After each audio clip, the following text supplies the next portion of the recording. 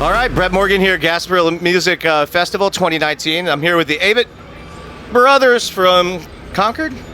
How do you say that in a North Carolina accent? Proper way to say it. We say Concord. Yeah. Concord? Concord. Now there's a Concord, California, not too far from San Francisco. I don't know how you'd say that either. I think all the rest of them are spelled as if like you were conquering a city, conquered, like that. But we say Concord. Well, beautiful. Well, you know, guys, first of all, for you guys to be here at Gasparilla Music Festival, it means a lot. You probably don't see a lot of non-profit music festivals, out there. So our mission is really to get local artists paid gigs. We do a lot on that front. We also do have a recycled tunes program. We're trying to get instruments in the hands of children. When you guys go back to your early roots and wanting to be inspired to be a musician, did you have a teacher, or is there maybe somebody along your life's path that really turned you on to, hey, this is what I want to do with my life? I think all the normal inspirations that are available for pretty much everyone through whatever pop music, radio, were there for us. So for us, at the time it was whatever was popular at the time, and before that, as far as rock bands, Zeppelin and Hendrix and whatnot. But Scott and I were very fortunate to have a family in the Concord area called the Mullises, with the last name Mullis. So Nelson Mullis taught us both guitar. His sister Karen Mullis taught us both piano. His uncle Ned taught Scott banjo. So the Mullis family, they actually run a guitar shop, a great vintage guitar shop in downtown Concord, North Carolina. But that family was pretty instrumental, no pun intended, or pun intended, in getting us playing early on, I think. So Seth, you've got your own Martin guitar, a signature Martin guitar, is that correct? I do, yeah. Scott, any plans on a banjo, or like what's going on there, man? I've been talking about it with Deering for about 4 years now. About 20 years. It's just based on what's the art gonna be. So I've just been living with it. And it's funny you ask, because actually this week I texted Jamie over at Deering. I was like, I've got it. So I've actually, you were just saying, I was like, I gotta call her today. That's freaking awesome. That's fantastic. I want to ask Bob. I want to get Bob involved here. So I'm going to pass the mic. But Bob, when I was watching May It Last, anytime you open up the world to your world, and you have an incredibly personal story in that movie, and as a young parent, which I am, I just found that it was touching beyond words. How has the movie changed your life? I'm sure that it has. I think the biggest change has been just people reaching out to my family, saying thank you. Your life is our life, and you never see a child receiving medicine through a feeding tube in a movie, or you don't see a sick child on a big screen. And I think it brought unity to that community, which is it's a small community, and it's an underserved community, and there's a lot of fighters out there. There's a lot of people that we've met through the movie that are fighting a lot harder than my family has to fight every day. So it kind of brought a sense of unity and camaraderie. And my wife and I are just thrilled that Mike Bonifiglia and Judd Apatow chose to put those scenes in the film. Well, the level of transparency in the film is incredible, and I love the documentary in 2019, so a realistic, point of entertainment for people. I'm glad that, especially music documentary, but that was probably the most poignant one I've seen since, Don't Look Back, like D.A. Pennebaker, seeing that side of Dylan in the 60s was great. Again, going back to the documentary, there's that moment, and I think it's after No Hard Feelings, where you guys, where Scott said, you basically go out back, and it's kind of that artist hard moment where you're like, and Scott, I think you said it's something to the effect of like, it takes a lot of living to produce this art. And as a fan and a consumer of your music, I wanted to reach in the screen and just say, but do you understand the connection that you make for people, whether it's the human connection in the story or the music? But can you talk a little bit about that moment in the film? Well, I think in that moment, after the moment and watching the movie, I was educated on how many better ways there were to say what I was saying to Seth, that were or to the world, to the screen, that were not even remotely, that would not be remotely negative, that could only be positive. And I was quite a bit inside myself in that moment. And that's, speaking of transparency, that was very vulnerable.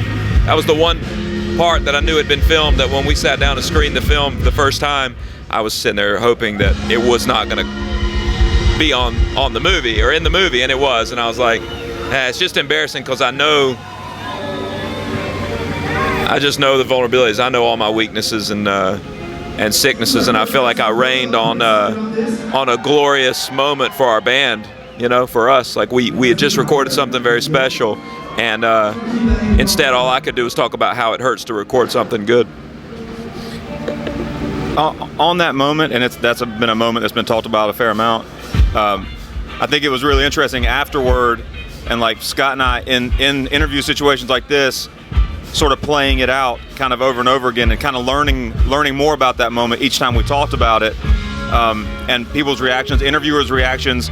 It was really interesting to learn that like what I saw in that moment was different than what Scott saw, even though we saw some similar things, and that different people got different things from it. For some people, the only thing that moment represented was this very poignant and very important conversation about artistry and commerce. The point behind what Scott was saying, and none of how you were saying it. So it is definitely a big moment, and I kind of wonder what we'll think about it in 30 years. But so far it's been a really it's educated us on ourselves and on a lot of points that other people have brought with their responses to that moment. Well, I just thought it brought up a great conversation. At the end, I understand the self-congratulatory. You write a great song. Beautiful melodies. You guys are killing it. Pat yourself on the back. So the other day I can't sleep, and I turn on the Grateful Dead documentary on Amazon, which was a rabbit hole of 3 nights of my wife going, "What are you doing?" And there's a moment. I'm going in. And I'm a Dead appreciator. I've never lived in the a lot of my friends jam bands, Fish growing up, but I like the Dead. But there's a scene there. I think they were talking about Jerry kind of pointing the band to more traditional songwriting.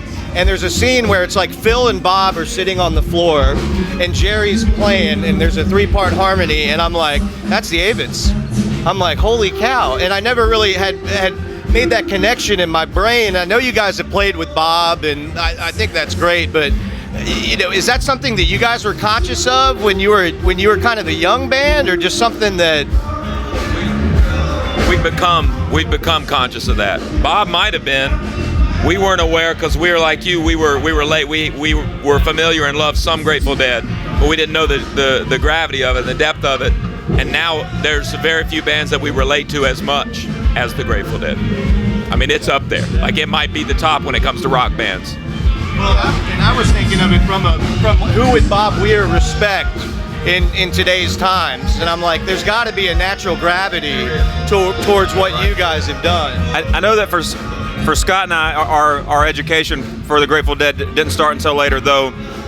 Skeletons from the Closet, which is sort of much derided by Dead fans, for Scott and I, that was a huge it's a greatest hit. So a lot of I've heard that it does, a lot of true Deadheads don't think that it's a great representation of the catalog, though for Scott and I as kids it was an incredible and huge record, and we put it alongside all the rest of the classic rock we listened to at the time. So like Uncle John's Band for us was indistinguishable from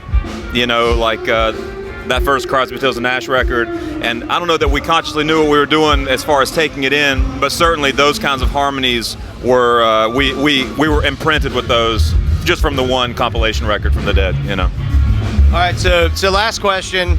We're in the 8th year of our festival, so this was a big culmination, and I kind of have loved to watch your career trajectory because you've built your fan base very organically. I'm a little afraid that's probably changing a little bit after the movie and your involvement with Rick. You guys are almost in scary popular territory. But again, to have you guys here as our headliner, we love it. My last question is, walking around GMF and Tampa and the Riverwalk, I know you just got here, but do you get a sense of hey, this is a little different than, Manchester, Tennessee, Chicago playing Grant Park? What's the vibe you guys get from GMF?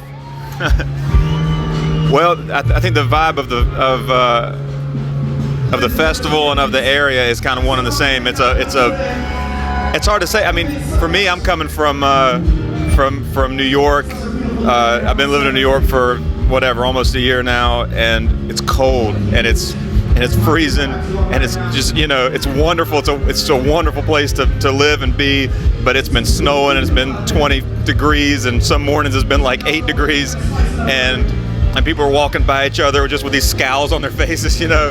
And so coming down here just feels like it's like an unbelievable, you know, kind of exhalation. And I mean, it's wonderful. It's sunny, it's beautiful. Everyone is friendly. Everyone is here to enjoy a good time and have good camaraderie and good fellowship. And I mean, we're just excited to be a part of it, you know. What's that? Was it Skippers that we used to? Oh yeah. So we used to rock Skippers, and Skippers was one of the places that was. We had legendary shows. I mean, they're in my mind. I remember these blurs of legend, you know. Yeah. But not. It's important not to put Florida into one category because it is so regional. Since it's insane how regional it is. Yeah. However, there's also a vibe across the board that is its own, and it's really great. And so that's sort of laid back. I mean, it's very appropriate to talk about Grateful Dead in this scenario. In a way, it's the East Coast of that world, and that, you know, chill. It's easy to say it's chill, but it's not just chill. It's more complex than that. And we like being a part of it. We've always been comfortable and had a family here, you know, literally and metaphorically. Anyone else you're excited to see? I just saw White Denim over there. White Denim is incredible. Yeah. Great band. Yeah. Great band. All right, Brett Morgan, Gasparilla Music Festival 2019. Thanking the Avetts. Thank you so much, guys. Appreciate it.